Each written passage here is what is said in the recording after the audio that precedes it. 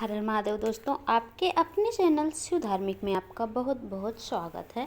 भगवान भोलेनाथ की कृपा आप पर और आपके परिवार पर सदा सर्वदा बनी रहे। एक समय नैमिष तीर्थ में शौनक आदि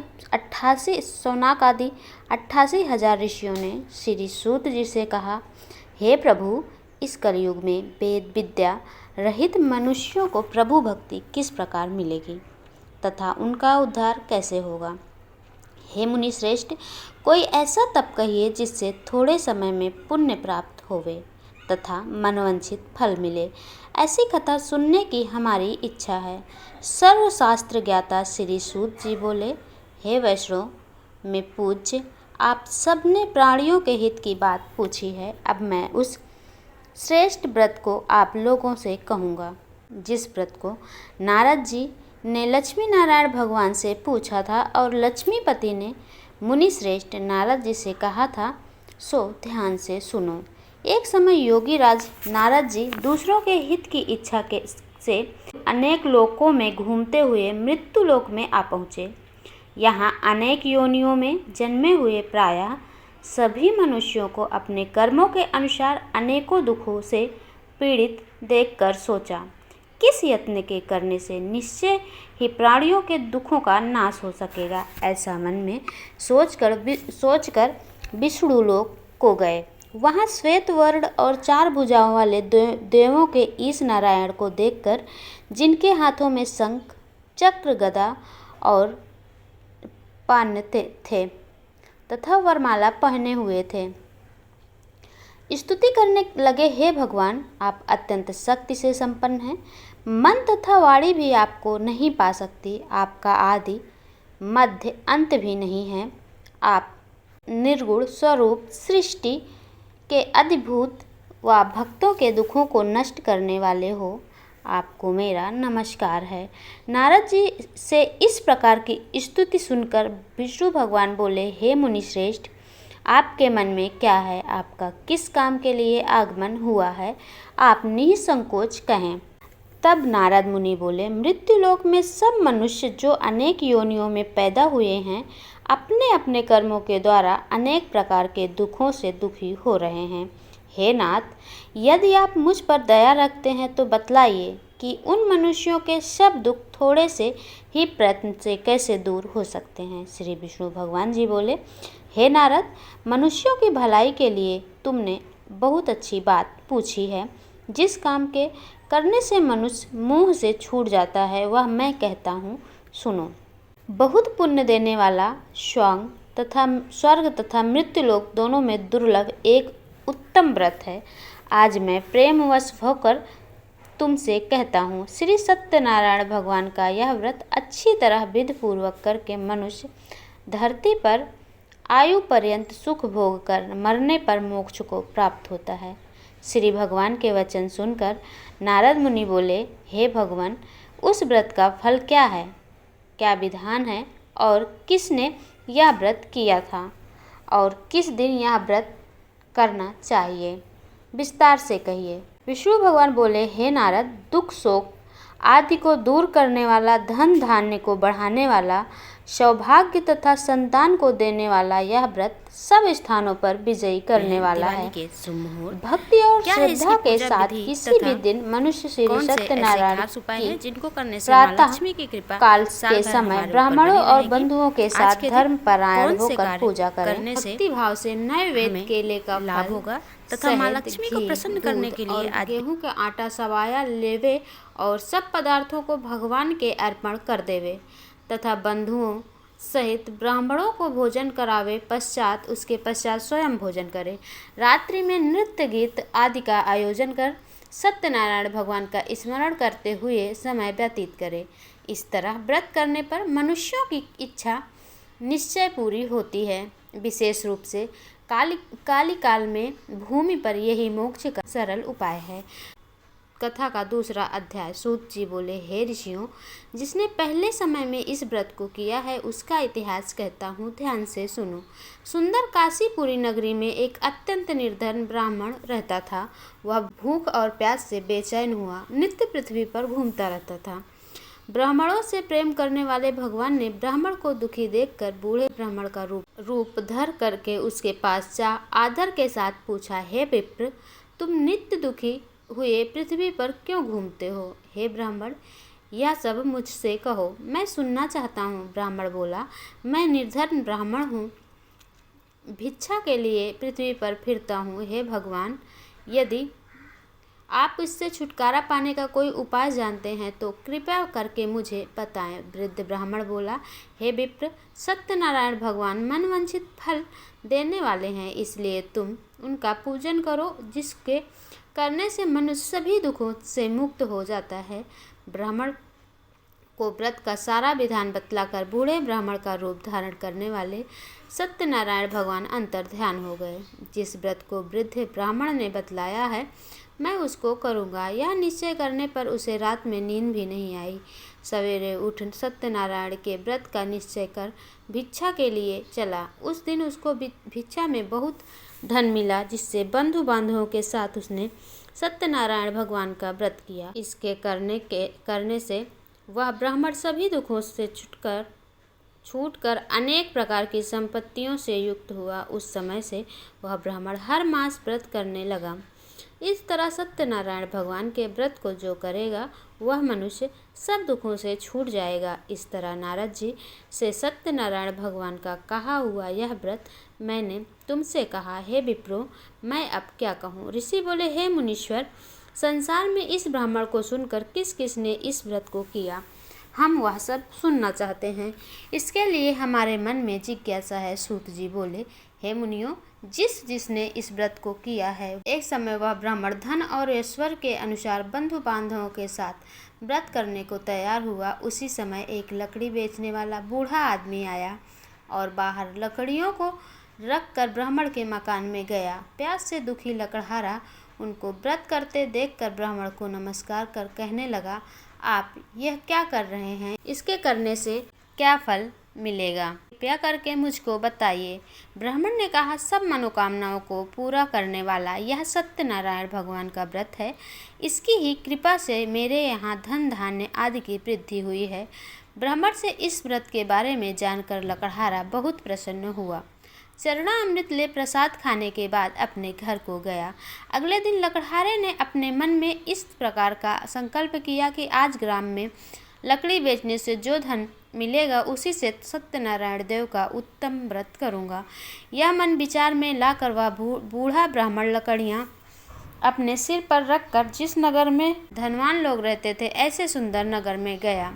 उस दिन वहाँ पर उसे उन लकड़ियों का दाम पहले दिनों में से चौगुना मिला। तब वह बूढ़ा लकड़हारा दाम ले और अति प्रसन्न होकर पके केले, शक्कर, घी, दूध, दही और गेहूं का चूर्ण इत्यादि सत्यनारायण भगवान के व्रत की कुल सामग्रियों को लेकर अपने घर गया। फिर उसने अपने भाइयों को बुलाकर विधि के साथ भगवान का पूजन और व्रत किया।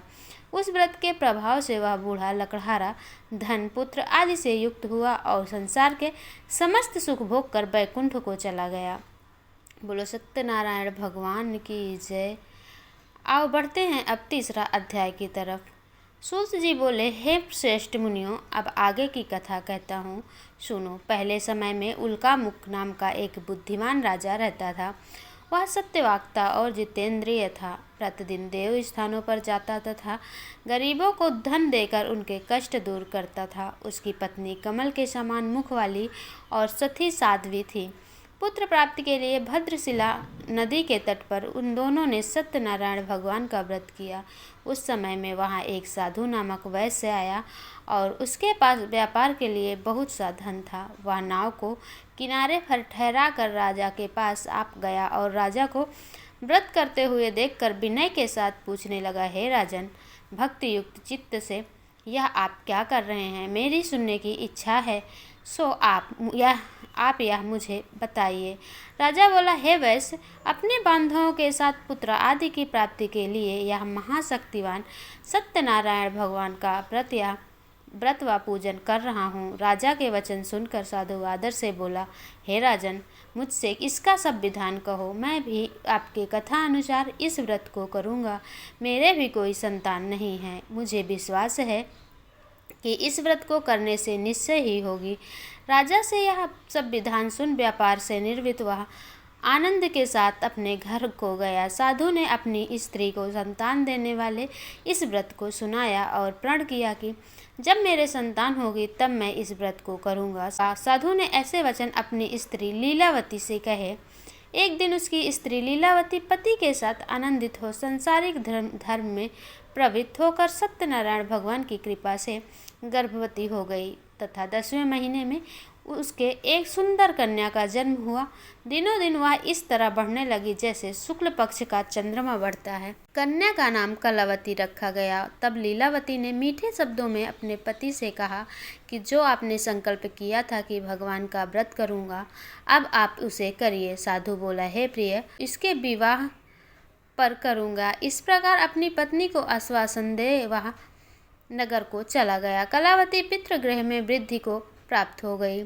साधु ने जब नगर में सखियों के साथ अपनी पुत्री को देखा तो तुरंत दूत बुलाकर कहा कि पुत्री के वास्ते कोई सुयोग्य वर देख कर लाओ। साधु की आज्ञा पाकर दूत कंचन नगर पहुंचा और वहां पर बड़ी खोज कर देखभाल कर लड़की के लिए सुयोग्य वणिक पुत्र ले आया। उस सुयोग्य लड़के को देखकर साधु ने अपने बंधु बांधवों सहित प्रसन्न चित्त होकर अपनी पुत्री का विवाह उसके साथ कर दिया।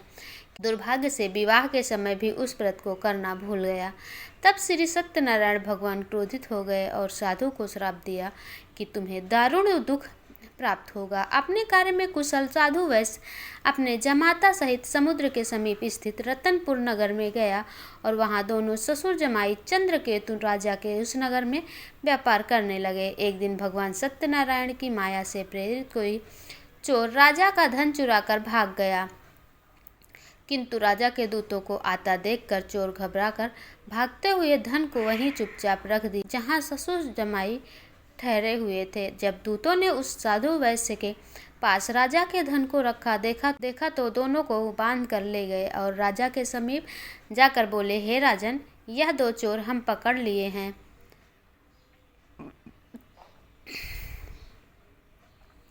देखकर आज्ञा दीजिए। तब राजा की आज्ञा से उनको कठोर कारावास में डाल दिया गया और उनका सब धन छीन लिया। सत्यनारायण भगवान के श्राप के कारण साधु वैश्य की पत्नी व पुत्री भी घर पर बहुत दुखी हुई। उनके घर पर जो धन रखा था चोर चुरा कर ले गए।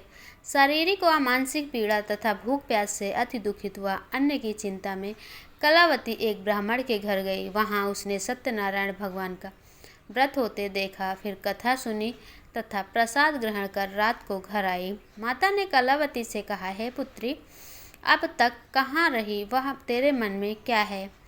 कलावती बोली, हे माता, मैंने एक ब्राह्मण के घर में श्री सत्यनारायण भगवान का व्रत होता देखा है। कन्या के वचन सुनकर लीलावती भगवान के पूजन की तैयारी करने लगी।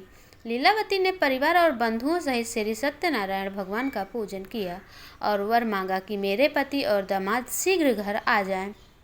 साथ ही प्रार्थना किया कि हम सबका अपराध क्षमा करो। सत्यनारायण भगवान इस व्रत से संतुष्ट हो गए और राजा चंद्रकेतु के स्वप्न में दर्शन देकर कहा, हे राजन, दोनों वैश्यों को तुमने बंदी बना रखा है, वे निर्दोष हैं, उन्हें प्रातः ही छोड़ दो और उनका सब धन जो तुमने ग्रहण किया है लौटा दो, नहीं तो मैं तुम्हारा धन, राज्य, पुत्र आदि सब नष्ट कर दूंगा। राजा से ऐसे वचन कहकर भगवान अंतर ध्यान हो गए। प्रातःकाल राजा चंद्रकेतु ने सभा में अपना स्वप्न सुनाया और फिर वणिक पुत्रों को कैद से मुक्त कर सभा में बुलाया। दोनों ने आते ही राजा को नमस्कार किया। राजा मीठे वचनों से बोला, हे महानुभावों, तुम्हें भावीवश ऐसा कठिन दुख प्राप्त हुआ है, अब तुम्हें कोई भय नहीं है। ऐसा कहकर राजा ने उनको नए नए वस्त्र आभूषण पहनाए और उनका जितना धन लिया था उससे दुगना धन देकर आदर सहित विदा किया। दोनों वैश्य अपने घर को चल दिए। बोलो सत्यनारायण भगवान की जय।